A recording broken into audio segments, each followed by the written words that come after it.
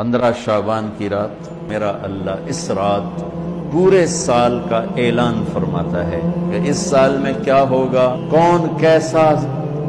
وقت گزارے گا، کب مرے گا، کہ اس میں اللہ کے نبی نے فرمایا کہ اللہ تعالیٰ اپنے بندوں پہ نظر فرماتا ہے۔ اور بنو کلب یہ ایک قبیلہ تھا، کلب، ان کے پاس جانور بہت تھے، جانوروں میں بھیڑیں بہت زیادہ تھیں، تو اللہ کے نبی نے مثالاً فرمایا کہ جتنے بنو کلب کی بھیڑوں کے جسم پر بال ہیں اتنے لوگوں کی اللہ بخشش فرماتا ہے۔